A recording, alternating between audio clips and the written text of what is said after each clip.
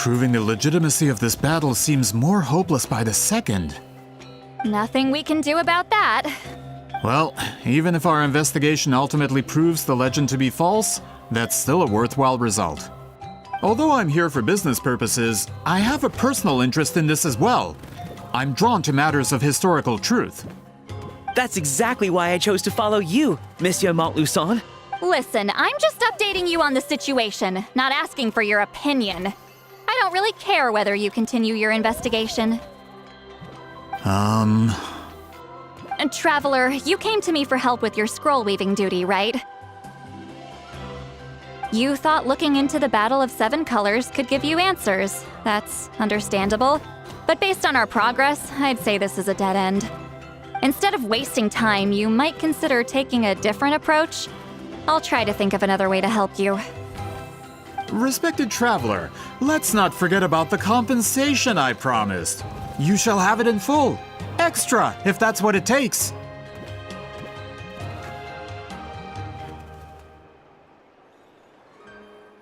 What makes you say that? Yeah, based on what you've told us so far, it kinda seems like there's unresolved tension between you two. You think so? She claimed to be your friend, but picked fights with you non-stop, and never told you about her biggest accomplishment. By figuring out the truth behind the battle, maybe we can finally help you get closure. Closure? I'd say we're 200 years too late. But fine, if you want to keep investigating, be my guest. Ah, that's wonderful news. Alright, let's go visit the Shaman family.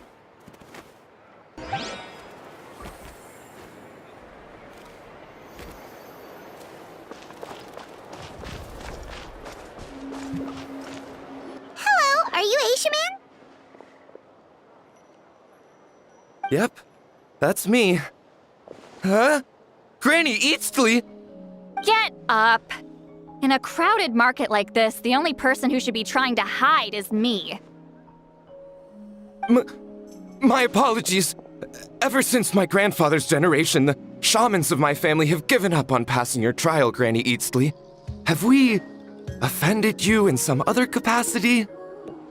Man, this is generational trauma at this point. Whenever I misbehaved as a kid, Grandpa would tell me about the thrashing he received from Granny Eastly. I still get nightmares about it sometimes.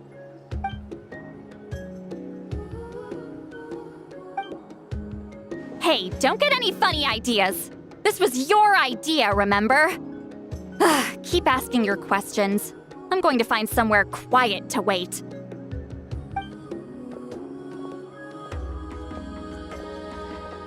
Okay, so your family studied under Wheat Ceiling, right? Yes, although that pretty much ended with my grandfather's generation, unfortunately. The techniques my family learned from Wheat Ceiling didn't have much practical use in terms of tribal affairs, so during my grandfather's time, we quit the priesthood. Turns out, shaman techniques aren't that useful outside the priesthood either, so over time we abandoned them altogether. Of course, it's possible that we were just too foolish to understand the true power of those teachings. After all, Wheat Ceiling was a genius. None of her students have been able to fully reproduce her talent. Do you know which techniques were passed on to your family? I'm not sure. As a kid, I remember hearing my grandfather talk about them, but it's not like I can use them myself. Just think about it for a sec. Do you remember anything about a technique that can decide the outcome of a battle? Decide the outcome of a battle? No, I don't remember anything like that. Besides, my family wasn't really known for our talent. If a technique like that exists, I doubt Wheat Ceiling would pass it on to us. You might have better luck asking one of the priests. They're descendants of Wheat Ceiling's most gifted students. Well, looks like we're back where we started. Still no definitive evidence the Battle of Seven Colors took place. Alier, do you think we have enough to draw a conclusion? All we have are non-witness accounts. We could put together an interview, but that's not going to hold up in academic circles.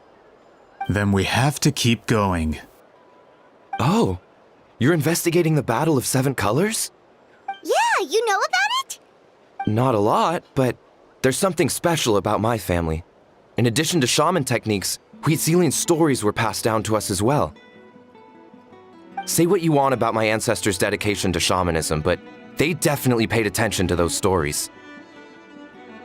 And of course, the Battle of Seven Colors is the most exciting story of them all. We don't need another story. We need something concrete. Does no one in your tribe understand that?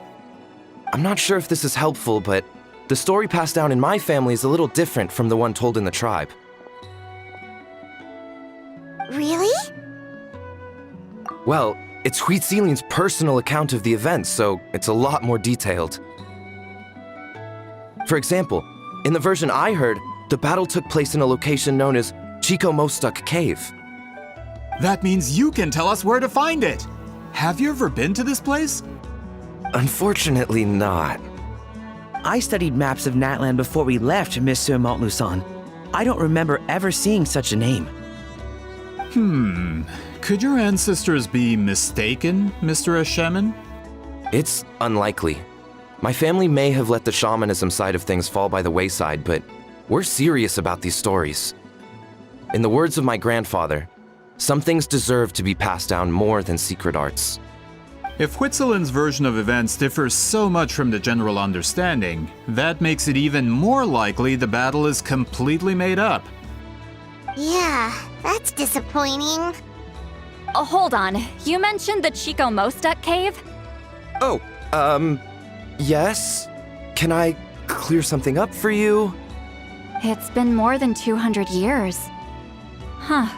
I never thought I'd hear that name again. What do you mean?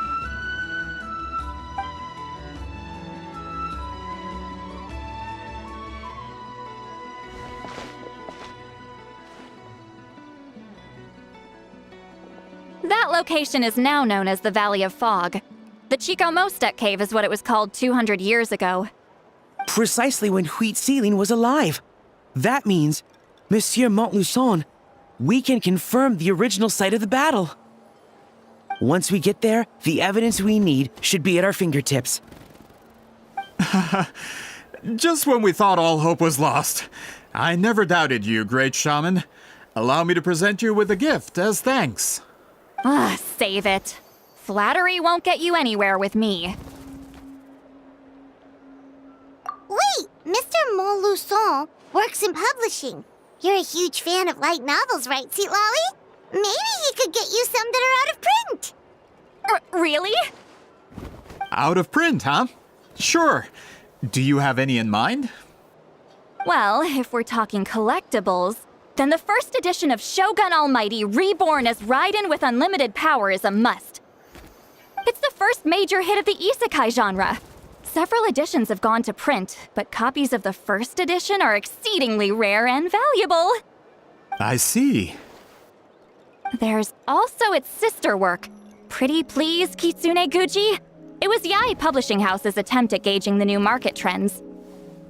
It's opened the door to a new genre after readers grew tired of isekais. The sales speak for themselves. Actually, Yae Publishing House released a limited edition not too long ago. But it's almost impossible to get. Anyway, I'll take those two.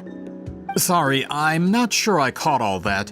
What were the titles again? Reborn as Kitsune Guji? These two titles are among the most successful and well-known works in the entire industry. You're telling me, as someone who works in publishing, you've never heard of them? I'm a merchant from Fontaine, after all. Regarding this particular genre from Inazuma, I'm afraid I lack your level of expertise. Amateur.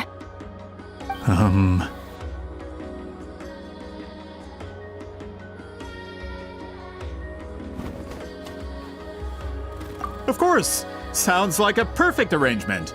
Now, there's no time to waste. We should head to the site of the battle right away. Once we get there, it'll take a bit more work to determine the actual location.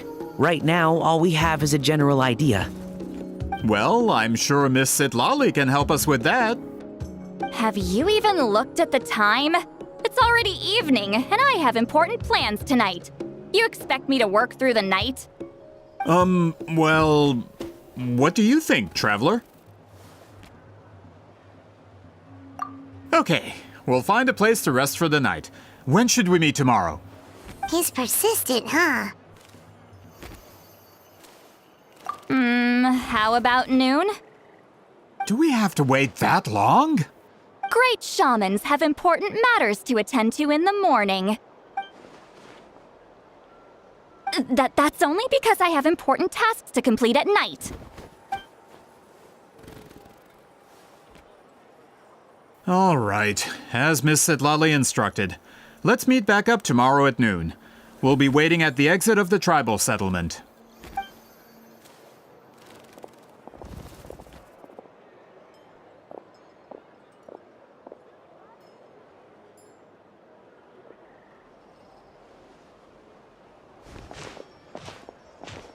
Sorry. I just wanted to ask, is Granny Eatsley satisfied with my answer?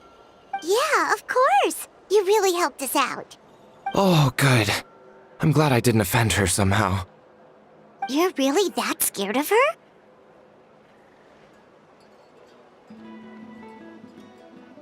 To be honest, Granny Eatsley almost never interacts with ordinary tribespeople like us. Everything we know about her comes from rumors. She's a powerful shaman who's lived for over 200 years. As a great hero, you're probably the only one who isn't intimidated by her.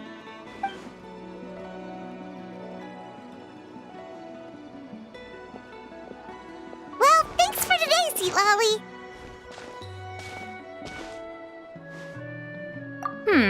That's quite considerate of you. All right, let's grab a few drinks.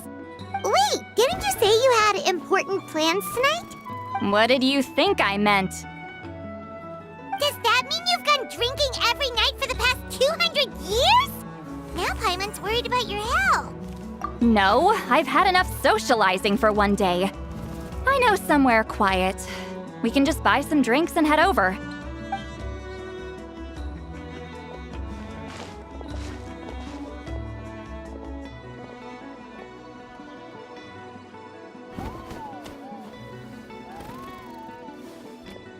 Which will also give us a chance to solve the mind reading issue. Considering the necessary spell work, I'd rather do it in private.